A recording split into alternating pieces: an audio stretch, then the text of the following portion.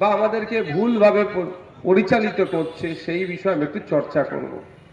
দূরে কাছে যারা আছেন বক্তব্য একটু শুনবেন। যদি মনে হয় আমার বক্তব্যে আমি ভুল তথ্য দিচ্ছি আমাকে বলবেন, আমি কথা দিচ্ছি পরের বক্তব্যে আমি সঠিক তথ্য পরিবেশন করব। আমি রাজনীতিটা মিথ্যার আশ্রয় নিয়ে আমি করতে আসিনি। আমি একজন ধার্মিক মানুষ, আবার ধর্মনিরপেক্ষ মানুষ। ধার্মিক মানে আমি যে ধর্মটা পালন করি আঁকড়ে ধরে রাখি, আর ধর্মনিরপেক্ষ মানে আমি এতটুকু যেহেতু আমার কাছে যে সংজ্ঞাটা, আমার ধর্ম পালনে আমি যেমন পূর্ণ স্বাধীনতা আমার আছে, অন্যের ধর্ম পালনেও তাকে পূর্ণ সহযোগিতা করব। কোনো রকম ভাবে কারো অন্যের ধর্ম পালনে যদি কেউ বাধাপ্রাপ্ত হয় তাকে বরঞ্চ বাধা মুক্ত করার চেষ্টা করব। সুতরাং আমার পরকালের প্রতি বিশ্বাস আছে, আমার আছে আমি বলে দিই। এখানে যারা ভিন্ন ধর্মের মানুষ আছে প্রত্যেকেরই পরকালে বিশ্বাস আছে যে জবাব একটা দিতে হবে। কেউ ভগবানকে দেবে, কেউ আল্লাহকে দেবে, কেউ আরো যাদের সৃষ্টিকর্তা দিতে হবে। সুতরাং অসত্য কথা বলে মানুষকে আমি এখানে গোমরাহ করে, মানুষকে মিসলিড করে আমি ভোট চাওয়ার পক্ষে নয়। ভালো লাগলে ভোট দেবেন, না হলে দেবেন না। যখন ভোটের টাইম আসবে, যদি আসি তখন আমি ভোট চাইতে আসবো। ভালো লাগলে দেবেন, না হলে দেবেন না। কিন্তু আমি মিথ্যা কথা বলে আপনার কাছে ভোট নেব, ও আমি কাজ করব না। কারণ আমাকে একদিন না একদিন জবাব দিতে হবে ঠিক সৃষ্টিকর্তার কাছে। আজকে একটা আমরা বিশেষ দিনে উপস্থিত হয়েছি। আপনারা জানেন, আমার আগের মাস্টার মশাই ঘোষবাবু সাহেব বললেন, আপনারা জানি আমরা যারা যার বিশ্বে যার পরিচিত, তা আমাদের শুধু বাংলার আইকন নয়, ভারতবর্ষের আইকন বলে আমরা যাকে জানি, one of the most valuable person আমাদের ইন্ডিয়ার জন্য, তিনি হচ্ছেন আমাদের শ্রদ্ধেয় সম্মানীয় স্বামী বিবেকানন্দজি। তার আজকে জন্মবার্ষিকী। আপনার সাথে সাথে জানেন, সম্ভবত 1996 এর দিকে এই জন্মদিনটাকে জাতীয় ইউথ মানে ন্যাশনাল ইউথ ডে হিসাবে, জাতীয় যুব দিবস হিসাবে ঘোষণা করেছে। সেই স্বামী বিবেকানন্দজির আমি আপনাদের বলবো একটু চর্চা করা আমাদের দরকার। আজকের দিনে গেরুয়া বসন একটা প্রশ্নের সম্মুখীন হয়ে যাচ্ছে, কিন্তু আমি অনুরোধ করব, যেহেতু আজকে স্বামী বিবেকানন্দজির জন্মদিন, গেরুয়া বসনটাকে একটু অধ্যয়ন করা দরকার। আজকে যে সে গেরুয়াটা গায়ে চাপিয়ে নিচ্ছে, এটাই হচ্ছে সমস্যা। যারা কনফিউজ আছে গেরুয়া বসন সম্পর্কে, আমি তাদের কাছে অনুরোধ করব, যদি গেরুয়া বসন সম্পর্কে আপনি জ্ঞান অর্জন করতে চান, চলে যান স্বামী বিবেকানন্দজির জীবনী পড়ুন। তার লক্ষ্য উদ্দেশ্য কি? তিনি ভিন্ন জাত, ভিন্ন ধর্ম বর্ণের মানুষকে তিনি ইনক্লুসিভে বিশ্বাস ছিলেন, তিনি আঁকড়ে ধরে রাখার কথা বলেছিলেন। গেরুয়া বসন যে সে পড়তে পারে না, আজকে যে সে চাপিয়ে দিচ্ছে সেটা আলাদা বিষয়। গেরুয়া বসন হচ্ছে ত্যাগের প্রতীক। আপনি আমি আজকে গেরুয়া বসনটাকে ভোগের প্রতীক বানিয়ে দিয়েছি। তাই আমাদেরকে আজকে এই দিনে শপথ নিতে হবে, স্বামী বিবেকানন্দজির লক্ষ্য উদ্দেশ্যটা কি ছিল, বিশ্বকে কি বার্তা দিয়েছিল, সমাজকে কি বার্তা দিয়েছিল, সমাজের সকল স্তরের মানুষকে তিনি একটাই বার্তা দিয়েছিলেন যে বৈষম্যহীন সমাজ ব্যবস্থা। এই সমাজ ব্যবস্থায় কোনো বৈষম্য থাকবে না। আর আজকের দিনে দেখুন, এই সমাজ ব্যবস্থায় বৈষম্য যেন রন্ধে রন্ধে ঢুকে যাচ্ছে। তো আজকে জাতীয় যুব দিবস তখনই আমরা সার্থক হব পালন করাতে, যদি আমরা স্বামী বিবেকানন্দজির ওই লক্ষ্য উদ্দেশ্যকে বাস্তব জীবনে আমরা প্রয়োগ করতে পারি। আমি মনে করি নয়, পৃথিবী বলে স্বামী বিবেকানন্দজি শুধুমাত্র হিন্দু ধর্মের একজন ধর্ম প্রচারক নয়, তিনি পৃথিবীর one of the most valuable iconic person. তার জীবন চরিত্র থেকে আমরা মনে করতে পারি আমাদের বাস্তব জীবনে আমাদেরকে প্রয়োগ করা দরকার। তা তিনার লক্ষ্য উদ্দেশ্য যে বৈষম্যহীন সমাজ ব্যবস্থা, আইএসএফের লক্ষ্য উদ্দেশ্য এটাই, এমন এক সমাজ ব্যবস্থা নিয়ে আসবো, সেই সমাজ ব্যবস্থায় এই নারী পুরুষের মধ্যে কোনো ভেদাভেদ থাকবে না। সেই সমাজ ব্যবস্থায় কে কুর্মী, কে আদিবাসী, কে দলিত, কে হিন্দু, কে মুসলমান, এই ভেদাভেদ থাকবে না। সংবিধান যে অধিকারের কথা বলেছে সেই অধিকার তাদের হাতে তুলে দেওয়া হবে। আজকে পশ্চিমবঙ্গ বিধানসভায় 18 জন আদিবাসী সমাজের বিধায়ক আছে। আমিও একজন বিধায়ক ভাঙড় থেকে নির্বাচিত হয়ে এসেছি, কিন্তু একটু লক্ষ্য করে আমি দেখেছি সেই আদিবাসী সমাজের বিধায়কদের জোর গলায় একবারও বলতে শুনলাম না 5th শিডিউল আদিবাসী অধ্যুষিত এলাকায় বাস্তবায়ন করা হোক। বলতে লজ্জা লাগে নাকি তাদের? লজ্জার কি আছে? আপনি এসটি রিজার্ভ সিট থেকে জিতে যাচ্ছেন বিধানসভাতে, তো আপনার যাতে এসটি ভাইদের সমস্যার কথা তুলে ধরতে হবে। একদম কথা বলে পেশা অ্যাক্ট লাগু করার কথা বলে না। এই জঙ্গলমহলের জমিগুলোকে বাঁচানোর জন্য ছোটনাগপুর টেনেন্সি অ্যাক্টকে চালু করার কথা তাদের মুখে শুনে না। সেই কেন শোনা হয় তারা বলে না, তাদের পেছনে একটা টিউনিং করা হয়, কতটা বলতে পারেন তিনি এই জায়গাটা। আর ভারত থেকে নির্বাচিত হয়ে আমি এসেছি, সংযুক্ত মোর্চার তথা আইএসএফ এর শামসুন্নার আমি বিধানসভার মধ্যে গিয়েছি।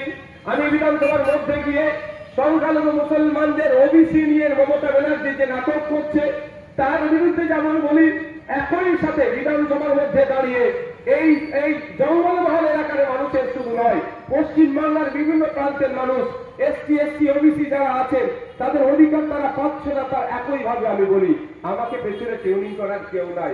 কারণ আমাদের এই দলই তৈরি হয়েছে কিসের? অধিকারের কথা বলার জন্য। অত্যাচারী মানুষের পাশে থাকা, যারা যারা অত্যাচারের শিকার হচ্ছে তাদের পাশে থাকা, যারা অত্যাচার করছে তাদের বিরুদ্ধে কথা বলা। আপনারা জানেন বছর দেড়েক আগে আপনাদের এই পুরুলিয়ার অঘোরপুরে আজকে তথাকথিত শিল্পপতিদের নজরে পড়েছিল আমার দলিত আদিবাসী ভাইদের, যেখানে পুজো পার্বণ ধর্মীয় অনুষ্ঠান কয়েকশো বছর ধরে করে আসছে সেই জায়গাটা দখল নেওয়ার জন্য তাদের অত্যাচার হয়েছিল। তথাকথিত যারা দলিত প্রেমী, আদিবাসী প্রেমী, আবার এখন হিন্দু প্রেমী হয়ে উঠছে। মমতা ব্যানার্জি 2011 সালের আগে মুসলমান প্রেমী ছিল। এখানে যারা মুসলমানরা আছে বুকে হাত দিয়ে বলুন, গত 14 বছরে আপনাদের বুথে একটা নতুন স্কুল করেছে? বুথে কিন্তু লিগাল ইলিগাল মদের দোকান করে দিয়েছে। সুতরাং এই মুসলমান প্রেমী হিন্দু প্রেমী দিয়ে কিচ্ছু লাভ হবে না। আমার স্বাস্থ্যের প্রয়োজন, আমার হেলথের প্রয়োজন, হেলথ ট্রিটমেন্টের প্রয়োজন। আমি অসুস্থ, আমার কানে এসে শুভেন্দু বাবু হিন্দু ভাই মমতা দিদি মুসলমান ভাই গল্প শুনালে হবে না ভাই। আমি ফ্রিতে ট্রিটমেন্ট কি করে পাবো তার ব্যবস্থা করো তুমি। কলকাতার পিজি হসপিটাল তুলে পুরুলিয়ায় বসাতে হবে, পারলে কত গল্প করো না লেগে দেবো। এইটা আমাদেরকে আনতে হবে। আমি এই গল্পটাই আজকে নয়, বাস্তবটাই শোনাতে এসেছি আপনাদের। দেখ, অঘোরপুরে যখন অত্যাচার হয়েছিল আমি একবারের জন্য ভাবিনি ওটা হিন্দু, দলিত, আদিবাসী, মুসলমান। আমি দেখেছি, আমাকে খারাপ লেগেছে। আমার একটা মেয়ে চান করতে গিয়েছিল পুকুরে, ভিজে কাপড় অবস্থায় তাকে তুলে নিয়ে চলে গিয়েছিল অপদার্থ সরকারের প্রশাসন। আমি আর বাড়িতে বসে থাকতে পারিনি, আমি এসেছিলাম প্রতিবাদ করতে। যাক, প্রশাসনের ওপর আমার কোনো ব্যক্তিগত রাগ নয়, প্রশাসনকে তো সরকার চালাচ্ছে। 144 এর অজুহাতে আমাকে আটকে রাখছিল। আমি প্রশ্ন করেছিলাম যে 144 এর অজুহাতে আটকে রেখেছেন, 144 এর আমাকে একটু প্রেসক্রাইব করুন, তো ডেসক্রাইব করুন, ব্যাখ্যা দিন। 3 জনের অধিক যেতে পারবে না, তো আমি একা আমার সিকিউরিটি যাবো, আমাকে আটকাচ্ছেন কেন? মনে বড় বড় অফিসাররা ছিলেন, তারা উত্তর দিতে পারেনি। এই ব্যক্তিগত প্রশাসনের বিরুদ্ধে আমরা নয়, কিন্তু প্রশাসনকে খারাপভাবে ব্যবহার করছে, সেই বিষয়ে আমাদের চর্চা করব। সাথে সাথে আজকে আমরা আজকের দিনে 1930 সালে 12ই জানুয়ারি আমরা এক মহান স্বাধীনতা সংগ্রামীকে হারিয়েছিলাম। মাস্টারদা নামে যিনি খ্যাত, মাস্টারদা সূর্য সেন। 1930 সালে তিনি চট্টগ্রামের অস্ত্রাগার নিয়েছিলেন, নিয়ে ব্রিটিশদের বিরুদ্ধে লড়াই করতে চেয়েছিলেন। শুধু নয়, চট্টগ্রামকে 1930 সালে স্বাধীন ঘোষণা যিনি করেছিলেন তাকেও শহীদ করা হয়েছিল। আজকের এই দিনে আমরা এই মঞ্চ থেকে তাদেরকে স্মরণ করি। আমরা এই মঞ্চ থেকে স্মরণ করি ইতিহাস খ্যাত অনেক মানুষ আছে, জঙ্গলমহলের স্বাধীনতা সংগ্রামী প্রচুর আছে, কিন্তু তার কিছু মানুষের নাম ইতিহাসের পাতায় আছে, কিছু মানুষকে ভুলিয়ে দেওয়া হচ্ছে। তার মধ্যে অন্যতম দুজন হচ্ছে শহীদ গোপীনাথ মাহাতো, গোবিন্দ মাহাতো, শহীদ চুনারাম মাহাতো।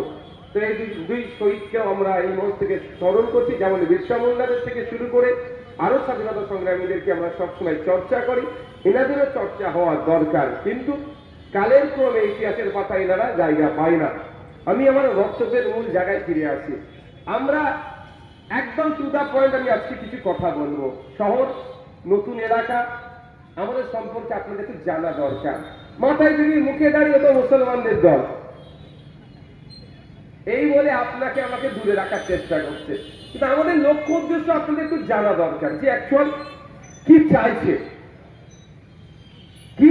আপনাদের জানা দরকার। আমাদের বেশি কিছু চাওয়া পাওয়া নয়, আমরা যে সিস্টেমটা চলছে সিস্টেমের একটু আপডেট করতে চাইছি। আপডেট এই জন্যই করতে চাইছি, নাগরিকের জন্য করতে চাইছি। নাগরিক তার পরিষেবা থেকে ব্যাহত হচ্ছে, অব্যাহত হচ্ছে, সঠিক পরিষেবা সে পাচ্ছে না। নাগরিক কিভাবে সঠিক পরিষেবা দেওয়া যায় সেই আমি একটু বলি। আপনারা পুরুলিয়া জেলার মানুষ, শহরের মানুষ, এখানে আপনারা অনেক দূরে কাছে আছেন, আমাকে হাত তুলে একটু রেসপন্স করবেন। আপনাদের হেভি ট্রিটমেন্ট হয়ে প্রয়োজন হলে আপনারা কি আপনার জেলাতে পরিষেবা পান সরকারি, না বেসরকারি হসপিটালে যেতে হয়, না এখানে জেলার গন্ডি পার হয়ে কলকাতার দিকে ছুটে যেতে হয়, অথবা ভিন্ন রাজ্যে আপনাদের যেতে হয়? আপনারা বলুন। আমি যতটুকু তথ্য নিয়েছি, আমার তথ্য যদি ভুল হয় আপনারা আমাকে রেকটিফাই করবেন, আমি তাহলে রেকটিফাই করে নেব। যতটুকু খবর পেয়েছি আপনাদের এই যে পুরুলিয়া জেলার মানুষকে হেভি ট্রিটমেন্ট নিতে হলে হয় টাটাতে চলে যেতে হয়, ঝাড়খণ্ডে যেতে হয়, ভিন্ন রাজ্যে যেতে হয়, নালে প্রাইভেট হসপিটালে যেতে হয়। এখানকার সরকারি স্বাস্থ্য পরিষেবার মান তলানিতে চলে গিয়েছে। কিন্তু কেন? আপনার সাংবিধানিক মৌলিক অধিকারের মধ্যে একটা গুরুত্বপূর্ণ অধিকার হচ্ছে আপনি অসুস্থ, আপনাকে সুস্থ করে তুলবে সরকার। তার জন্য পর্যাপ্ত পরিমাণে ডক্টর দিতে হবে, নার্স দিতে হবে, ইনস্টিটিউশন তৈরি করতে হবে, পরিকাঠামো তৈরি করতে হবে। সেটা কি আমরা পাচ্ছি? কিন্তু আপনি অসুস্থ, আপনাকে সঠিকভাবে সুস্থতা হচ্ছে কি হচ্ছে না, আপনার দেখভালের জন্য আপনারাই 1.5 লক্ষ টাকা দিয়ে প্রতি মাসে আপনাদের পক্ষ থেকে একটা জনপ্রতিনিধি অর্থাৎ মন্ত্রী রেখেছেন স্বাস্থ্যমন্ত্রী নামে। আপনি স্বাস্থ্যমন্ত্রী রেখেছেন, মাস গেলে তাকে 1.5 লাখ টাকা দিচ্ছেন। সেই স্বাস্থ্যমন্ত্রীর কাজ হচ্ছে পুরুলিয়ার প্রত্যন্ত গ্রামের মানুষটাও সরকারি স্বাস্থ্য পরিষেবা পাচ্ছে কি পাচ্ছে না, ডক্টর ঠিকঠাক তাকে ট্রিটমেন্ট করছে কি করছে না, নার্স তার সাথে ঠিকঠাক ব্যবহার করছে কি করছে না, এই সমস্ত বিষয়গুলো দেখার জন্য আপনি আমি ভোট দিয়ে একটা মন্ত্রী তৈরি করলাম। মন্ত্রীটার নাম হচ্ছে স্বাস্থ্যমন্ত্রী, এবং তাকে একটা গাড়ি দিলাম, আমরা পেট্রোল ডিজেল দিলাম, তাকে সিকিউরিটি দিলাম, মাস গেলে তার পেছনে আমরা 15 লক্ষ 1.5 লাখ টাকা শুধু মাইনে তাকে দিলাম। কিন্তু এন্ড অফ দ্য ডে আমরা কি ফল পাচ্ছি? আপনি চলে যান, গিয়ে দেখতে পাবেন, হসপিটালে চলে যান, সরকারি হসপিটাল, এক্সরে মেশিন, ভাগ্য যদি ভালো থাকে হবে পাবেন। কিন্তু এক্সরে মেশিন থাকলে টেকনিশিয়ান নাই, টেকনিশিয়ান থাকলে রিপোর্ট প্রিন্ট করবেন তার কাগজ নাই। মানে আপনার তাড়াহুড়ো এমার্জেন্সি আছে, তাহলে আপনাকে কোথায় যেতে হবে? প্রাইভেটে চলে যেতে হচ্ছে। এখানে আপনাদের হচ্ছে সমস্যা, মানে আমাদের সমস্যা এখানে। আমাদের হাতে 1,500 টাকা, 1200 টাকা, 1000 টাকা লক্ষ্মীর ভান্ডার ধরিয়ে দিচ্ছে। আমার মায়ের পরিবারের কোনো একজন যখন এক্সরে করতে সরকারি হসপিটালে যাচ্ছে, সে এক্সরে পাচ্ছে না ফ্যাসিলিটি, তাকে বাইরে থেকে 500-700 টাকা এক্সরে করতে হচ্ছে। কিন্তু আমাদেরকে কিন্তু ভাবতে হবে, এটা তো আমাদের সাথে অন্যায় হচ্ছে। কিন্তু খোঁজ নিয়ে দেখুন একটু, প্রাইভেট হসপিটাল যেগুলো আছে আপনার শহরে, এই প্রাইভেট হসপিটালের সাথে, হসপিটালের মালিকগুলোর সাথে শাসক দলের নেতাদের, সবগুলো নয় কিন্তু ম্যাক্সিমাম প্রাইভেট হসপিটালের মালিকগুলোর সাথে শাসক দলের নেতাদের কত ভালো সম্পর্ক আছে। কারণটা কি? সরকারি হসপিটালে যদি এক্সরে মেশিন ঠিক থাকে, আমি নওশাদ সিদ্দিকী বলছি, আমি বেসরকারিতে টাকা দিয়ে ভাই এক্সরে করবো না। স্বাভাবিকভাবে আপনাদের এখানে সরকারি পরিষেবা যদি বিনামূল্যে পান, বেসরকারিতে আর যাবেন, বেসরকারি গুলো মাছি মারবে। ওই জন্য খোঁজ নিয়ে দেখতে পারেন, আমি এখানে চ্যালেঞ্জ করে যাচ্ছি। আমি চলে যাওয়ার পরে তৃণমূলের নেতারা আমাকে কাউন্টার করে অনেক বড় বড় কথা বলতে পারে মিডিয়া দেখে। আমি চ্যালেঞ্জ করে যাচ্ছি, খোঁজ নিয়ে দেখবেন যে তৃণমূলের নেতারা মাসোহারা পায় প্রাইভেট হসপিটাল গুলোর কাছ থেকে, যাতে সরকারি হসপিটাল গুলোকে ধ্বংস করে রাখো তোমরা। আমি চ্যালেঞ্জ করে যাচ্ছি। তো আপনি সিস্টেম যদি না আপডেট করতে পারেন, চেঞ্জ করতে পারেন, বছরকে বছর এটা হয়ে যাবে। আর সিস্টেম যদি আপনি আপডেট করতে চান, চেঞ্জ করতে চান, আসুন আগিয়ে 2026 সাল আসছে, আপনার ভোট দিয়ে আপনার মনের মতো একটা স্বাস্থ্যমন্ত্রী তৈরি করা হোক, যে স্বাস্থ্যমন্ত্রীর কাজ হবে 5 বছরে 5টা জেলায় 5টা পিজি হসপিটাল তৈরি করা। আপনি পুরুলিয়ার মানুষ, কলকাতার পিজি হসপিটালে গিয়ে ট্রিটমেন্ট নিতে হচ্ছে। আপনারা বাঁকুড়ার মানুষ, দার্জিলিং এর মানুষ, মালদা মুর্শিদাবাদের মানুষ, দিনাজপুরের মানুষ, কলকাতাতে এসে হেভি ট্রিটমেন্ট নিতে হচ্ছে। আর আমরা বলছি কি, কেন জেলার মানুষ শহরে এসে ট্রিটমেন্ট নেবে? প্রতিটা জেলায় প্রতি বছর একটা করে আমরা আরজি কর, এইমস, চিত্তরঞ্জন এই ধরনের হসপিটাল আমরা তৈরি করব, যদি আপনারা সুযোগ দেন। আপনাদের হাতে সর্বোচ্চ পাওয়ার আছে, কিন্তু ভোটের আগের রাতে সব পাওয়ার আমরা ভুলে যাই। কাউকে বোতল দিয়ে দেয়, তো কাউকে বিরিয়ানির প্যাকেট, তো কাউকে 500 টাকা। ভোটের আগের রাতে সব আমরা ভুলে যাই। আমি অনুরোধ করছি, একবার ভোটের আগের রাতে আপনারা সচেতন হন, একবারের জন্য হন। যেই দুটো সরকার চলছে, একটা কেন্দ্রের বিজেপি সরকার, রাজ্যের তৃণমূল সরকার, এই দুই সরকারের বিরুদ্ধে ভোট করান। আমি আপনাদের বলছি, এই দুই সরকারের বিরুদ্ধে ভোট করাবেন, দেখবেন উন্নয়ন আপনার বাড়ির দ্বারে এসে পৌঁছে যাবে। মেঘ না চাইতে যখন পানি হয়েছে, মেঘ কেন এরা চাইবে? আপনাদের বলি, আপনারা যদি সুযোগ দেন আগামী দিন আমাদের, কারণ আপনাদের হাতে সর্বোচ্চ পাওয়ার। আর্টিকেল 326, ভোটদানের স্বাধীনতা।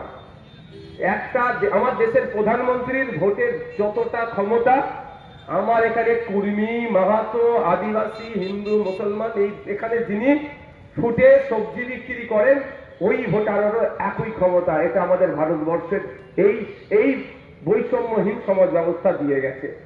আমার রাজ্যের মুখ্যমন্ত্রী মমতা ব্যানার্জির ভোটের যতটা ক্ষমতা, আপনার এখানে এই বাস স্ট্যান্ডের একজন ড্রাইভারের ভোটারের অতটাই ক্ষমতা। মমতা ব্যানার্জির ভোট সমান আমাদের 50টা ভোট, এই ধরনের ব্যাপার নয়। ওনারও একটা ভোট, আমারও একটা ভোট, আপনারও একটা ভোট। এই ভোটটা আমরা যদি সঠিক জায়গায় সঠিক সময়ে প্রয়োগ করতে পারি, তাহলে পুরুলিয়া জেলার মানুষকে হেভি ট্রিটমেন্ট নিতে গেলে হয় প্রাইভেটে যেতে হবে না, বা ভিন্ন রাজ্যে বা অনেক কটা জেলার গন্ডি পার হয়ে কলকাতা শহরে যেতে লাগবে না। আপনাদের ভোট যদি সঠিক জায়গায় পৌঁছায়, দেখবেন কলকাতার পিজি হসপিটালে উঠে আপনার পুরুলিয়া জেলায় এসে বসে যাচ্ছে। শুধু আপনাদের ভোটটা সঠিক জায়গায় প্রয়োগ করতে হবে। সম্ভব এটা। আপনারা জানেন, আপনাদের হাতে তখন 700 কার্ড ধরিয়ে দিয়েছে না সরকার। বহুত বড় স্ক্যাম হচ্ছে এতে। 2024-25 দিকে লাস্ট তথ্য অনুযায়ী বলছি, 11,000 কোটি টাকা 700 কার্ডের জন্য বরাদ্দ হয়েছে, মানে খরচ হয়েছে। এই যে 11,000 কোটি টাকা খরচ হয়েছে, 11,000 কোটি টাকা দিয়ে রাজ্যের মানুষের ট্রিটমেন্ট হয়েছে 700 কার্ডের মাধ্যমে। এখানে যদি 100 জন থাকে, 100 জনই বলবে ওর মধ্যে অনেক বড় কাটিং হয়েছে, এঘাট ওঘাট করে কালীঘাটে একটা অংশ গিয়েছে। একটা অংশ নয়, হেভি অংশ গিয়েছে। সাথে সাথে আমি আপনাদের বলি, কল্যাণীতে এইমস হয়েছে, আপনারা শুনেছেন তো? কল্যাণী নদিয়া জেলার ওই এইমসটা তৈরি করতে কত খরচ হয়েছে? গুগলে গিয়ে সার্চ করে দেখবেন। ওর প্রজেক্ট কস্ট ছিল, রায়গঞ্জে যখন এসেছিল, 780 কোটি টাকা মতো, মানে 1000 কোটি টাকা ধরছি। 1000 কোটি টাকায় একটা এইমস তৈরি হয়েছে। এই যে 11,000 কোটি টাকা খরচ করে আপনাকে নাকি স্বাস্থ্য পরিষেবা দিয়েছে প্রাইভেট প্রতিষ্ঠানগুলোর মাধ্যমে, যদি 11,000 কোটি টাকাকে ঠিক জায়গায় কাজে লাগাতো, 11টা এইমস কিন্তু 11টা জেলায় তৈরি হতো। যে একটা এইমস তৈরি মানে, একটা পিজি তৈরি মানে যুগ যুগ ধরে আমরা পরিষেবা পাবো তার থেকে। কিন্তু এই 11,000 কোটি টাকা যেটা চলে গিয়েছে, এর ফিডব্যাক আর নাই, ফিরিয়ে আনতে পারছি না। কিন্তু 11,000 কোটি টাকা দিয়ে 11টা এইমস তৈরি করতে পারতাম আমরা। আমাদের রাজ্যে 11টা জেলাতে 11টা পিজি হসপিটাল তৈরি হতো। চাইলে 11টা এনআরএস এর মতো, আরজি করের মতো, কলকাতার মতো স্টার হসপিটাল পিছিয়ে থাকা জেলাতে আমরা তৈরি করতে পারতাম। কিন্তু সরকার সে কাজ করেনি। তার পরিবর্তে আপনার নাকি হাতে একটা কার্ড ধরিয়ে দিচ্ছে। কারণ সে কাজ যদি করে, তাহলে আপনার কার্ডের মাধ্যমে যে ভোট মানে তোলাবাজিটা হচ্ছে, কাটমানিটা হচ্ছে, সেটা পাবে না। তাদের কাটমানি পাওয়ার জন্য আপনাকে আমাকে এইরকম ব্যস্ত করে রেখেছে। এই বছরে 2025-26 অর্থবর্ষে পশ্চিমবাংলা বিধানসভাতে যে বাজেট পেশ হয়েছে, সেই বাজেটে দেখা যাচ্ছে 25,000 কোটি টাকা হেড বাজেট। 10.5 কোটি মানুষ আছে আমরা পশ্চিম বাংলায়। এই 10.5 কোটি মানুষের সেবা সুবিধা করার জন্য সরকারি ডক্টর, নার্স বা যেগুলো আছে তাদের মাইনে টাইনে সব মিলিয়ে আপনার আমার ট্রিটমেন্ট হবে। এই সব মিলিয়ে 25,000 কোটি টাকা বরাদ্দ হয়েছে। 25,000 কোটি টাকা বরাদ্দ হলেও পাড়া বিধানসভার একটা মানুষ এখনো সঠিকভাবে সরকারি পরিষেবা পাচ্ছেন না। কেন? 1 টাকা 2 টাকা না ভাই, এই জেলার মানুষকে যদি 10 টাকার নোট দিয়ে বসিয়ে দেওয়া হয় 25,000 কোটি টাকা, মনে একটা যুগ কেটে যাবে। মেশিন দিয়ে গুনার কথা বলছি, হাত দিয়ে গুনতে গেলে কত টাকা বুঝতে পেরেছেন বরাদ্দ হয়েছে? কি আপনি পাচ্ছেন? যাচ্ছে টাকাটা কোথায়? পাচ্ছে কিভাবে? লুট করতে আপনার টাকাটা। আপনিও দোষী, আমি বলবো। কেন বলছি আপনিও দোষী? আপনি ভোট দিয়েছেন বলি তো সরকার তৈরি হয়েছে। আপনি না ভোট দিলে চোরদের সরকার হতো না। আপনার ভোটে চোরদের সরকার তৈরি হয়েছে, তাই চুরি করছে। আগামী দিনে আপনার ভোটে যদি জনগণের সরকার তৈরি হয়, তাহলে জনগণের কথা ভাববে। আপনার উপরে নির্ভর করছে আপনি কেমন সরকার তৈরি করবেন। আপনার ইচ্ছা গিয়েছে আম খাবো, আর আপনি জাম গাছ লাগান, আম স্বাভাবিকভাবে পাওয়া যাবে না। আপনার ইচ্ছা হচ্ছে যে আপনি অসুস্থ, সরকারি পরিষেবায় আপনি সুস্থ হয়ে উঠবেন, তাহলে জনগণের সরকার তৈরি করতে হবে। আপনি তৈরি করছেন কয়লা চোরের সরকার, এই জঙ্গলমহলের জমি চোরের সরকার, বালি চোরের সরকার। এই চুরি করতে করতে এখন মৃত মানুষের চোখটাও চুরি করে নিচ্ছে এই সরকারের যারা আছে। তাহলে এই এর থেকে আপনি কি পাবেন আশা করাটাই আমাদের দিতে হবে। ইন্ডিয়ান সেকুলার ফ্রন্ট কি বলছে আপনাদের? আপনারা যদি আমাদেরকে সুযোগ দেন, এই যে গতানুগতিক যে চোরাতালি যে চলছে, এটাকে আমরা বন্ধ করব। আমাদের লক্ষ্যটাই থাকবে গ্রাম থেকে শহর পর্যন্ত প্রত্যেকটা মানুষের সাংবিধানিক অধিকারকে বাস্তবায়ন করা। সাংবিধানিক মৌলিক অধিকারের মধ্যে আর একটা পড়ছে, সেটা আমার বাসস্থান। আর আমি এটা নিয়ে বেশি চর্চায় যাবো না, তাহলে তৃণমূলের বন্ধুরা বলবে একদিন আসলো, এত আমার কানটা গরম করে দিয়ে চলে গেল। কি দুরবস্থা! আবাস যোজনায় টাকা না দিলে বাড়ি পাওয়া যাবে না। টাকা আপনি না দিতে পারলে আপনি বাড়ি পাবেন না। চরম অন্যায় হচ্ছে, কিন্তু অন্যায়কে আপনি প্রতিহত করবেন কিভাবে? হাত দিয়ে আপনার নামে মিথ্যা মামলা দিয়ে দেবে, ঠেলাঠেলি করবেন, আপনার নামে মিথ্যা মামলা দিয়ে দেবে।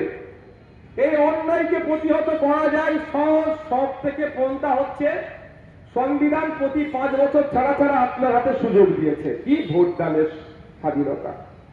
আর্টিকেল 326 এ দিয়ে আপনি এই অন্যায়কে প্রতিহত করতে পারেন। যারা অন্যায় করছে তাদের বিরুদ্ধে ভোটটা দেন, তাকে অপ্রাসঙ্গিক হয়ে যাবে, সে আর অন্যায় করার সাহস দেখাতে পারবে না, তোলাবাজিটা বন্ধ হয়ে যাবে। কিন্তু ভোটের আগের রাতে আমরা সব ভুলে যাই।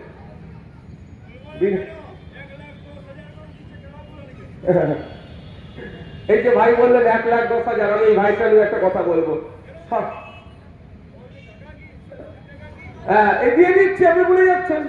কিন্তু আপনাকে যখন প্রশ্ন আপনি করুন গিয়ে, ওই ক্লাবের কর্মকর্তারা গিয়ে বলুক আমার বাবার এলাকায় আমার পাড়াতে যে প্রাইমারি স্কুলটাকে টিচার নয়, যে আপনার আমার বাচ্চা যেটা পড়ছে, আমাদের লড়াইটা কোথায় বুঝতে হবে।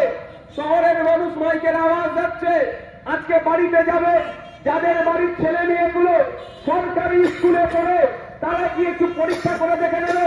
ক্লাস 3-4 বাচ্চাটাকে ডাকবে, খাতা পেনটা তুলে দিয়ে বলবে অনুশীলন 1-এর অঙ্কটা করতে। আমি চ্যালেঞ্জ করে যাচ্ছি, 100টা বাচ্চাকে ট্রাই করে দেখবে আপনার আমার বাড়ির বাচ্চা কারা, দলিত, আদিবাসী, মতুয়া, নবশূদ্র, কুর্মী, মাহাতো, আদিবাসী, মুসলমান, এই সমস্ত বাড়ির ছেলেরা আমরা আর্থিকভাবে দুর্বল। আমাদের বাড়ির ছেলেগুলো কোথায় পড়াশোনা করে? সরকারি প্রাইমারি স্কুলে পড়াশোনা করে। আজকে ট্রাই করে দেখবেন গিয়ে আপনার বাড়ির বাচ্চাগুলোকে দিয়ে পেনটা তুলে দেবে, খাতাটা দেবে, অঙ্কের বইটা নিয়ে বলবে অনুশীলন 1-এর অঙ্কটা করতে। 100টা বাচ্চাকে ট্রাই করে দেখবে, 90টা বাচ্চা ফেল করবে। শুধু তাই নয়, ক্লাস 5-6-এর বাচ্চাকে ডাকবে, পেনটা খাতাটা তুলে দেবে, দিয়ে বলবেন তোমার নাম, তোমার বাপের নাম, তোমার মায়ের নাম, তোমার ঠিকানা, কোন স্কুলে পড়ো, কোন ক্লাসে পড়ো, এটা লিখে দেওয়ার কথা বলবে। 100টা বাচ্চাকে ট্রাই করবে, 90টা বাচ্চা দেখবেন ফেল করবে। কিন্তু দেখুন, আপনি যখন ওই ক্লাবের লোকেরাই যদি গিয়ে বলে, ওই দুর্গা উৎসব কমিটি যদি গিয়ে বলে, ওই নবী দিবস কমিটি যদি গিয়ে বলে, সাহেব আমাদের পাড়ার স্কুলে টিচার নাই, বলবে আচ্ছা দেখছি। সাহেব যে বাচ্চাগুলো স্কুলে যায় বসার টেবিলটা ঠিক নাই, বলবে আচ্ছা দেখছি।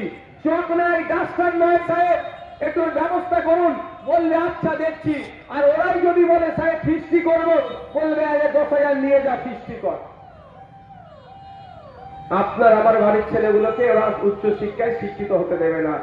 আপনার আমার বাড়ির ছেলে যদি উচ্চ শিক্ষায় শিক্ষিত হয়ে যায়, প্রশ্ন তুলবে যে আপনি আদিবাসীকে ভালোবাসার কথা বলছেন, তো ভালোবাসার বাস্তব প্রমাণ কি আছে? সত্যিকারের অর্থে যদি আদিবাসীকে ভালোবাসতে চান, তাহলে 6 ফিট শিডিউল আপনি বাস্তবায়ন করুন। আদিবাসী ভাইদেরকে আর পেছন দিকে তাকাতে হবে না। আদিবাসী ভাইরা তাদের অধিকার পেয়ে যাবে। কাউকে আর বলতে লাগবে না যে আদিবাসীরা পিছিয়ে আছে। আপনি যদি জঙ্গল মহলের মানুষকে সত্যিকারের ভালোবাসেন, তাহলে ছোটনাগপুর টেনেন্সি অ্যাক্ট যেটা আছে সেটা এখানে বাস্তবায়ন করুন। তাহলে জঙ্গল মহলের মানুষকে ভালোবাসা হবে। এ কাজ ওরা করবে না, কারণ জানে ভালো করে দলিত ছেলে, আদিবাসী ছেলে, কুর্মী ছেলে, মাহাতো ছেলে, মুসলমানরা এরা যদি শিক্ষিত হয়ে যায়, ভোটের জন্য মারামারি তাহলে কাদেরকে দিয়ে করাবো?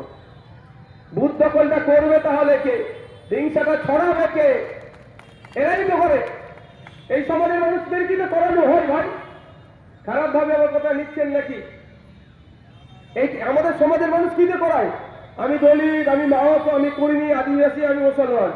লড়াই তাদের মধ্যে লাগিয়ে দেওয়া হয় ভোট লুটার জন্য। আমাদের বাড়ির ছেলেরা শিক্ষিত হয়ে যায়, লড়াই করতে যাবে, ও ভালো করে জানে ভোট লুটতে যাচ্ছি, যদি কেস খেয়ে যায় আমার ভবিষ্যৎটা ধ্বংস হয়ে যাবে। ভোটের জন্য মারামারি করতে যাব, অর্ধতে লেগে প্রাণে মারা যায়, হয় আমাকে সারা জীবন জেলে থাকতে হবে, আর যাকে মারছি তার পরিবারটা ধ্বংস হয়ে যাবে। তাহলে হিংসায় আমরা জড়াবো না।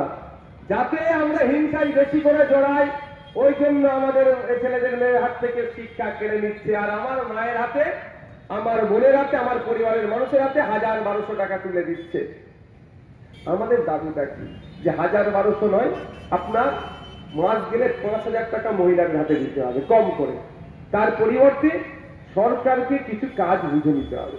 কিন্তু সাথে সাথে আমরা কি দাবি করছি? আমাদের বাড়ির ছেলেগুলো যে স্কুলে যাচ্ছে, স্কুলে শিক্ষক দরকার। শিক্ষার পরিকাঠামো নাই, পরিকাঠামো ফিরিয়ে নিয়ে আসতে হবে। এই দাবি আমরা করছি। এই জন্যই আমাদের উপরে এদের এত রাগ, যে আইএসএফ এ কথা বলবে কেন? আমরা জঙ্গল মহলে পেশা এক চালু করার কথা আমরা বলছি, ওই জন্যই আমাদের উপরে রাগ। যে আইএসএফ এর নেতার, একটা নেতার মাথায় টুপি, মুখে দাড়ি, ও শুধু মুসলমানদের কথা বলবে, ও শুধু মুসলমানদের কথা বলবে, ও এইগুলো বলার কি দরকার? কিন্তু আমি যার 4th জেনারেশন, দেখে ফুরফুরার পীর আবু বকর সিদ্দিক রহমতুল্লাহ নামে চেনে, দাদা হুজুর নামে চেনে। তিনি শুধুমাত্র ধর্মগুরু ছিলেন না, তিনি সমাজ সংস্কার ছিলেন, সাথে সাথে তিনি ফ্রিডম ফাইটার ছিলেন। শুধু তাই নয়, সাঁওতাল বিদ্রোহের ইতিহাসটা খুলে দেখবেন, সেই সময় সাঁওতাল জাতির পাশে আমি যার 4র্থ প্রজন্ম, তিনি দাঁড়িয়েছিলেন। তাই তার আমি উত্তরসূরি হিসাবে আজকে আমি দলিত, সাঁওতাল, আদিবাসী, মতুয়া, মাহাতো আমি দেখবো না। যার সাথে অন্যায় হচ্ছে, অন্যায় যে শিকার হচ্ছে, তার পাশে আমি দাঁড়াবো। তাতে আমাকে কেউ কি সার্টিফিকেট দিল না দিল আমার দেখার প্রয়োজন না। বন্ধুগণ, আজকে আমি এখানে এসেছি, আজকে একটা গুরুত্বপূর্ণ পয়েন্ট আমরা দেখেছি, ওবিসি সংস্কার পুনর্বহাল এবং ফেক SC/ST সার্টিফিকেট বাতিল করতে হবে। পশ্চিমবাংলায় যে সরকার চলছে, সরকারের নামে একটা সার্কাস চলছে, সরকারের নামে সার্কাস চলছে। আমাদের আজকে অনেক পুলিশ আছে এখানে, জানেন তো? এই পুলিশ ভাইদেরকে একটু জিজ্ঞাসা করবেন কতক্ষণ ডিউটি করছে। 8 ঘন্টার সময় বেশি ডিউটি করছে, 12 ঘন্টা, 14 ঘন্টা, 16 ঘন্টা ডিউটি করছে। আর মমতা ব্যানার্জি প্রত্যেক দিন থানা উদ্বোধন করছে। প্রত্যেকদিন আমি জাস্ট কথা এসে বললাম, থানা উদ্বোধন করে যাচ্ছে, নতুন নতুন থানা দিয়ে দিচ্ছে। কিন্তু আমার পুলিশ ভাইদের না কেন্দ্রীয় শহরে দিয়ে পাচ্ছে, আর 8 ঘন্টার বেশি তারা ডিউটি করবে কেন? 8 ঘন্টার বেশি ডিউটি করাচ্ছে, নতুন থানা তৈরি করছে। থানায় অফিসার নাই, একজন অফিসারকে 2টো করে থানা সামলাতে হচ্ছে। এই সার্কাস চলছে না? এই সার্কাসটা আমাদেরকে বন্ধ করতে হবে। পশ্চিমবাংলায় বর্তমান সময়ে বলে দুধে পানি মেশায়, কিন্তু বর্তমান সময়ে পানিতে দুধ মিশানো হচ্ছে, মানে এত দুর্নীত হয়ে গেছে। 100 জন সরকারি কর্মচারী থাকলে 22 জন দলিত ভাই হওয়া দরকার, অর্থাৎ এসসি কমিউনিটির মানুষ হওয়া দরকার 100% রোস্টার অনুযায়ী। কিন্তু দেখবেন 100 জন সরকারি কর্মচারী আছে, 22 জন দলিত ভাইকে দেখানো হচ্ছে, দলিত দেখানো হচ্ছে। প্রকৃত দলিত কিন্তু চাকরি পাচ্ছে না। কে পাচ্ছে? উচ্চ বর্ণের মানুষ, যে নন দলিত, দলিত সেজে আমার দলিত ভাইয়ের কোটা টাকাকে লুট করে নিচ্ছে। তাই আজকে আমাদের অধিকার সভা কিসের? দলিত ভাইদের অধিকার ফিরিয়ে নেওয়ার জন্য পশ্চিমবাংলা সরকারের কাছে আমরা বার্তা দিই যে অবিলম্বে যে কথা ফেক সার্টিফিকেট ইস্যু হয়েছে, দলিত ফেক সার্টিফিকেট ইস্যু হয়েছে, সেইগুলোকে বাতিল করতে হবে।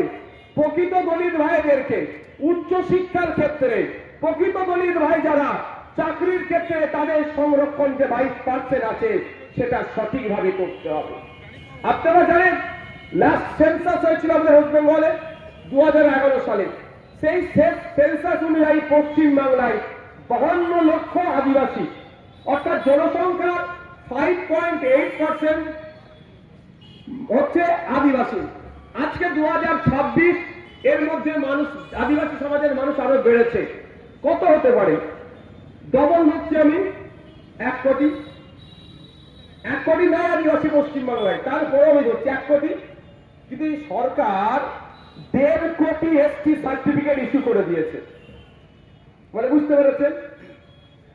আদিবাসী নয়, আদিবাসী সেজে আদিবাসী ভাইদের যে অধিকার সেটা চুরি করছে এই সরকারের সহযোগিতাতে। তাই এই চোর সরকারের বিরুদ্ধে আমাদের লড়াই চলছে। এটাই নওশাদ সিদ্দিকী কেন বলবে এটাই অপরাধ? এ কথা বলি আমাকে বারবার ধরে জেলের মধ্যে ঢুকিয়ে দেয়। তবে আমি আপনাদের বলে যাচ্ছি, একথা আমি বারবার বলে যাব, বারবার যদি আমাকে জেল কাটায় আমি বারবার জেল কাটার জন্য প্রস্তুত আছি। আমার দলিত আদিবাসী ভাইদের নামে যে ফেক সার্টিফিকেট ইস্যু হয়েছে সেটা বাতিল করার জন্য লড়াই করব। আপনারা শুনেছেন?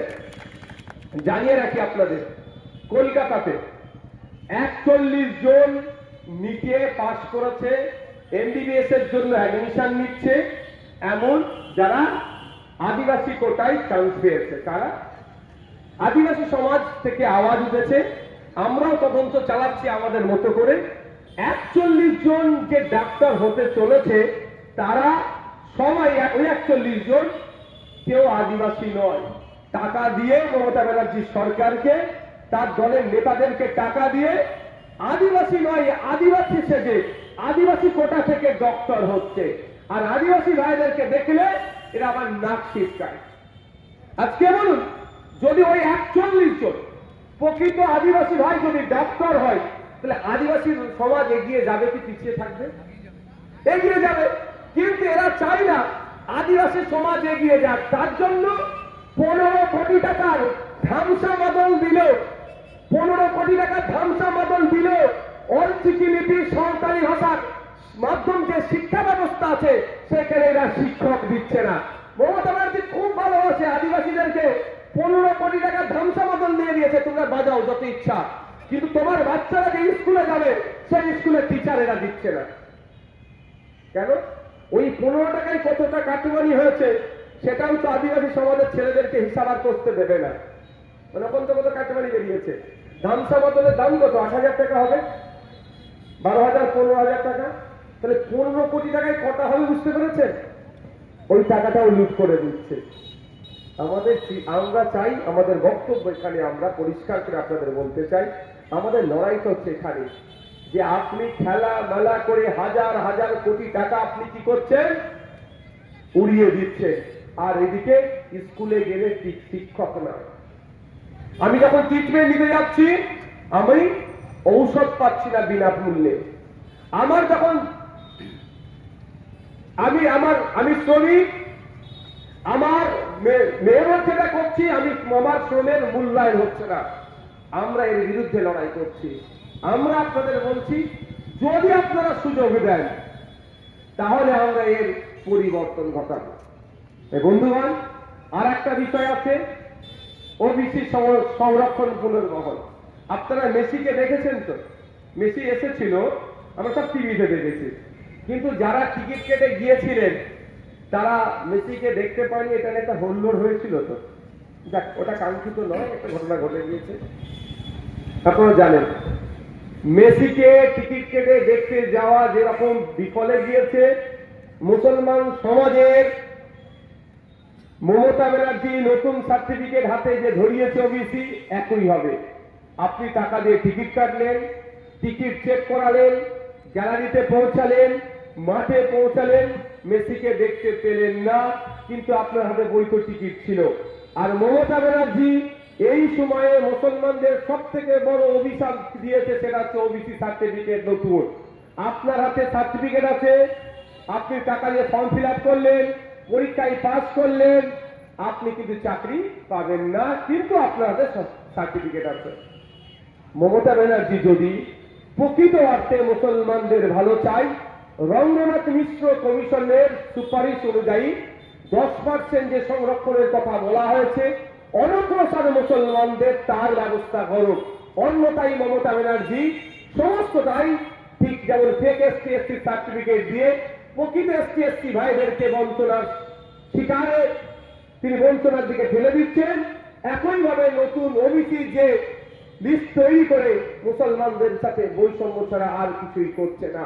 তাই বন্ধুগণ, আপনাকে আমাকে সজাগ হতে হবে। আপনি আমি সজাগ না থাকলে এই দুরবস্থার কাটিয়ে উঠতে পারবো না। আপনাকে আমাকে ঐক্যবদ্ধ থাকতে হবে, আপনাকে দলবদ্ধ থাকতে হবে। আর না হলে কি হবে, শুভেন্দু অধিকারী তার ভাগের হত্যা নিয়ে পালাবে, মমতা ব্যানার্জি তার ভাগের হত্যা নিয়ে পালাবে। এখানকার যারা কৃষক, তার মাসের শেষে ইনকাম বাড়বে না। আমি খোঁজ নিচ্ছিলাম এখানে এসে, যেখানকার মানুষের পেশাটা কি, মূল পেশা কি, বা বেশিরভাগ সংখ্যাগরিষ্ঠ মানুষের পেশা কি। ইনি বললেন, স্যার আমাদের সম্মানীয় ঘোষবাবু মহাশয় আর আমাদের গৌরীশবাবু বললেন, চাষবাস, এখন চাষবাস ভালো হচ্ছে না, সব পরিযায়ী শ্রমিক হয়ে যাচ্ছে।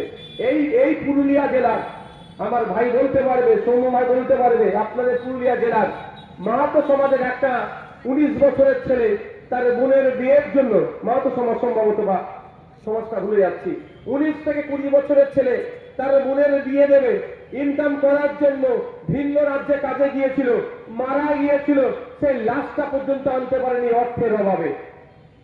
বলছি আমি, এই দুরবস্থার সম্মুখীন আমাদের হতে হচ্ছে। আর ভিন্ন রাজ্যে বাংলায় কথা বলার জন্য বাংলাদেশি তকমা দিয়ে লাশ হয়ে ফিরে আসতে হচ্ছে, মার খেয়ে ফিরে আসতে হচ্ছে। কিন্তু আমি প্রথমে ফিরে আসি, শুরুর দিকে একটু আসি।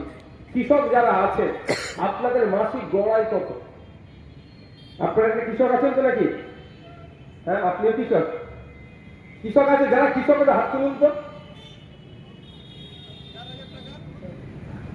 মাসিক গড়াই আপনাদের কত আপনারা জানেন? Below 8,000 on an average. Average গড় সারা পশ্চিম বাংলার কৃষকদের 8,000 টাকার নিচে। আগে ছিল 7,000 টাকার নিচে। ভাঙড়ের বিধায়ক বিধানসভায় গিয়ে বারবার চিৎকার চেঁচামেচি করার জন্য 1,000 টাকা ইনকাম বাড়াতে সহযোগিতা করেছে সরকার। কেন আপনাদের 8,000 টাকার নিচে? এটা আপনাদের ভাবতে হবে। আপনারা পশ্চিম বাংলার কৃষক, একটু এগিয়ে যান কাশ্মীর, যে কাশ্মীরের বিভিন্ন সময় খবরের শিরোনামে থাকে, এই হয়েছে, হ্যান হয়েছে, ত্যান হয়েছে, ইন্টারনেট শাটডাউন হয়েছে, হ্যান হয়েছে, অনেক গল্প থাকে। সেই কাশ্মীরের কৃষকরা মাস গেলে 12,000 টাকার বেশি ইনকাম করে। হরিয়ানার কৃষকরা মাস গেলে প্রায় 22,000 টাকা ইনকাম করে। পাঞ্জাবের কৃষকরা মাস গেলে 20,000-এর বেশি ইনকাম করে। তামিলনাড়ুর কৃষকরা মাস গেলে 18,000 টাকার উপরে ইনকাম করে। বিভিন্ন রাজ্যের কৃষকরা মাস গেলে এই 22-25,000 টাকার মধ্যে ইনকাম করে। সর্বোপরি পাহাড়ের উপরে একটা রাজ্য আছে, পুরো পাহাড়ের উপরে, তার নাম হচ্ছে মেঘালয়। মেঘালয় রাজ্যের কৃষকরা মাস গেলে 30,000 টাকার উপরে ইনকাম করে। আর আপনি 8,000-এর নিচে ইনকাম করছেন। কেন ভাই? আপনার ইনকাম বাড়ছে না কেন? আপনার ইনকাম যাতে বাড়ে, দেখবে কি রসাসের দিদি, আমি তো বিরোধী দলের বিধায়ক। আপনার ইনকাম বাড়ানোর দায়িত্ব হচ্ছে সরকারের। সরকার কি আপনার ইনকাম বাড়ানোর দায়িত্বটা নিচ্ছে ঠিকঠাক? বলুন আপনারা, যদি নিত তাহলে বাড়তো। আমি আপনাদের আজকে প্রমাণ করে দিয়ে যাচ্ছি আপনাদের ইনকাম কিভাবে বাড়তো। একটা প্রমাণ দিয়ে যাচ্ছি। আপনাদের এখানে বেশি চাষবাস কি হয়? সবজি কি হয়? ফুলকপি। ফুলকপির উদাহরণটা সহজে হবে, সহজ আমি দিচ্ছি। আলু হয়, এই ফুলকপির উদাহরণটা সহজে হবে। একটা ফুলকপি তৈরি করতে কত খরচ হয় কৃষক বাইরে? 3 টাকা। কোনো জায়গায় 3.5 টাকা হয়, কোনো জায়গায় 5 টাকাতে হয়। আমি অ্যাভারেজ হচ্ছে 3 টাকা খরচ হচ্ছে একটা ফুলকপি তৈরি করতে। তো আপনারা ক টাকায় বিক্রি করেন বলেন একটু, আমি বলবো? হ্যাঁ, 12 টাকায় বিক্রি করেন। তাহলে আমি আপনাকে স্যালুট জানাবো। আপনি কৃষক কি? অমনি কৃষক নয়। আমি বলে দিচ্ছি, 3 টাকায় ফুলকপি তৈরি হয়, 3.5 4 টাকা ভাগ্য খুব ভালো থাকলে 5 টাকায় বিক্রি করে। আর যখন ভাগ্য সব থেকে নিচে যায় তখন 3 টাকায় 3টে ফুলকপি দিয়ে দিতে হয়। ভুল বলছি নাকি? এই দুরবস্থার মধ্য দিয়ে আপনারা মাস গেলে 8,000 টাকার নিচে ইনকাম করছে। কিন্তু কিন্তু কৃষকদের এই দুরবস্থা কাটানোর জন্য সর্বভারতীয় ক্ষেত্রে একটা কমিশন তৈরি হয়েছিল। কমিশনটার নাম হচ্ছে রঙ্গনাথ মিশ্র কমিশন। সেই কমিশনের অনেক সুপারিশ ছিল। সুপারিশগুলো এই জন্য তৈরি করা হয়েছিল, কৃষকের আয় বাড়বে কি করে, কৃষক আর্থসামাজিক ভাবে কিভাবে স্বাবলম্বী হবে। কারণ আমাদের ভারতবর্ষ কৃষি প্রধান দেশ। আমাদের পশ্চিম বাংলায় 50% মানুষ সরাসরি কৃষিকাজের সাথে যুক্ত, আর 20% মানুষ পরোক্ষভাবে যুক্ত। তার মানে 70% মানুষ সরাসরি প্রত্যক্ষ পরোক্ষভাবে কৃষিকাজের সাথে যুক্ত। এটা আমি আমার কথা বলছি না, পশ্চিমবাংলা সরকারের এগ্রিকালচার ডিপার্টমেন্টের দেওয়া তথ্য আপনাদের বলছি। এত বড় একটা ইন্ডাস্ট্রি চলছে, পশ্চিমবাংলার অর্থনৈতিক চাকা আপনাদের জন্য ঘুরছে, আপনাদের অবদানের জন্য। এই কথা মাথায় রেখে সর্বভারতীয় ক্ষেত্রে একটা কমিশন তৈরি হয়েছিল। কমিশনটার নাম আপনার স্বামীনাথন কমিশন। সেই স্বামীনাথন কমিশনের সুপারিশগুলোর মধ্যে একটা সুপারিশ ছিল উৎপাদিত ফসলের C+2 ইন্টু 50% দাম নির্ধারণ করা। C+2 into 50%। আমি সহজ গ্রাম্য ভাষায় যদি বলি, উৎপাদিত ফসলের 3 গুণ দাম। কি হয়েছে? উৎপাদিত ফসলের 3 গুণ দামের কথা স্বামীনাথন কমিশন বলেছিলেন। আপনি একটা ফুলকপি তৈরি করতে 3 টাকা খরচ হচ্ছে, আমি তা বল 3 টাকা খরচ হচ্ছে, 3 টাকা আপনি সময় দিচ্ছেন, জমিতে গিয়ে 3 টাকা লাভ, 9 টাকায় আপনাকে বিক্রি করতে হবে। এই যাতে আপনি 9 টাকায় বিক্রি করতে পারেন, এর জন্য আপনি একটা মন্ত্রীকে দায়িত্ব দিয়েছেন ভোটের মাধ্যমে, এগ্রিকালচারাল মার্কেটিং মিনিস্টার, যাকেও আপনারা 1.5 লাখ টাকা মাসে দিচ্ছেন মাইনে, যে আমি কৃষক, আমি আমার ফসলের যাতে দাম ঠিক পাই তার জন্য আমি একটা মন্ত্রীকে রাখলাম আমার 1.5 লাখ টাকা মাইনে দিয়ে। সেই মন্ত্রী আপনার ভোটে জিতলো, আপনার দেওয়া গাড়ি চাচ্ছে, আপনার দেওয়া সিকিউরিটি পাচ্ছে, আপনার দেওয়া 1.5 লাখ টাকা মাসে দিচ্ছে, আপনার কথা ভাবছে না। আপনি ফুলকপি 3 টাকায় বিক্রি করতে লাস্টে বাধ্য হচ্ছেন, নাহলে আপনার ফেলে দিতে হবে। তাই আজকে এই কাজটা কার ছিল? যদি উৎপাদিত ফসলের 3 গুণ দাম পেতে, তাহলে হিসাব করে দেখুন, এখন 3 গুণ দাম পাচ্ছেন না, এখন 8,000-এর নিচে ইনকাম হচ্ছে। যদি 3 গুণ দাম পান, 3×8 = 24, অন্তত 20 থেকে 24,000 টাকা মাস গেলে আমার পুরুলিয়ার, আমার পশ্চিমবাংলার কৃষকরা ইনকাম করতে পারতো তো ভাই। মাধ্যম আছে তো। আমার মহান ভারতবর্ষের সিস্টেম আছে, সিস্টেম চালানোর লোকগুলো ভুল এসে গিয়েছে। আর আমি বলছি না যে আমি ভালো চালিয়ে ফেলবো, আমাকে দায়িত্ব দিয়ে আপনি যদি ঘুমিয়ে পড়েন তাহলে আমি ওদের মতো হয়তো হয়ে যাব। আপনাকে জাগ্রত থাকতে হবে। আপনি জাগ্রত না থাকলে